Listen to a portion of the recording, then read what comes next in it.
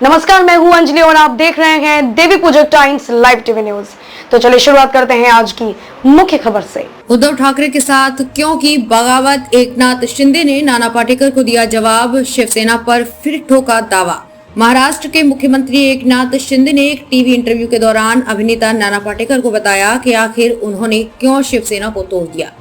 नाना के द्वारा पूछे गए सवाल के जवाब में शिंदे ने कहा, कुछ चीजों की सहनशीलता की सीमा होती है, लेकिन जब पानी सिर के ऊपर से चला जाता है तो निर्णय लेना पड़ता है।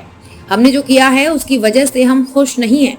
आपको बता दें कि शिंदे लोकमत द्वारा आयोजित महाराष्ट्र महामुलाकात में नाना पाटेकर के सवालों का जवाब दे रहे थे।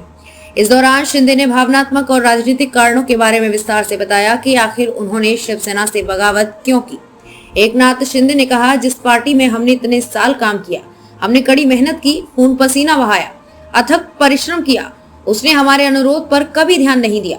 इस बात की कोई गारंटी नहीं थी कि हम काम के बाद घर पहुंचेंगे, फिर भी हमने हर संभव कोशिश की। जब कुछ गलत हुआ तो हमने निर्णय लेना पड़ा। हमने निर्णय लिया क्योंकि पार्टी अपनी पहचान खो रही थी। हमने पार्टी को बचाने के लिए निर्णय लिया। मुझे लगता है कि इसमें कुछ भी गलत नहीं है। एकनाथ शिंदे ने कहा कि हमने 5 बार अनुरोध किया था, एक अवसर था, लेकिन दुर्भाग्य से ऐसा नहीं हुआ। मैं बाला साहेब और आनंद दिघे का कार्यकर्ता हूँ, इसलिए मैंने ये बड़ा कदम उठाया। एकनाथ शिंदे ने धनुष बाण चुनाव चिन्ह मिलने के पीछे का गणित समझाया। उन्होंने कहा, हमें चुनाव चिन्ह के बारे में किसी को बताने की जरूरत नहीं है, हम इसे योग्यता के आधार पर प्राप्त करेंगे। चुनाव आयोग अंधेरी के उपचुनाव के कारण निर्णय नहीं ले सका, लेकिन हमें भविष्य में धनुष बाण मिलेगा। ऐसा इसलिए क्योंकि 55 में से 40 विधायक हमारे साथ हैं। उनके वोटों की गिनती 39 लाख है। साथ ही 18 में से 12 सांसद हमारे साथ हैं, उनकी वोट की गिनती 69 लाख है। इसका मतलब है कि हमारे पास शिवसेना को मिले कुल वोटों का 70% से अधिक है।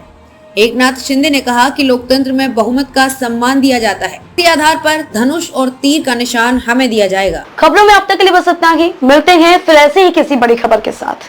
तब तक के लिए नमस्कार और देखते रहिए देवी पूजक टाइम्स लाइव टीवी न्यूज।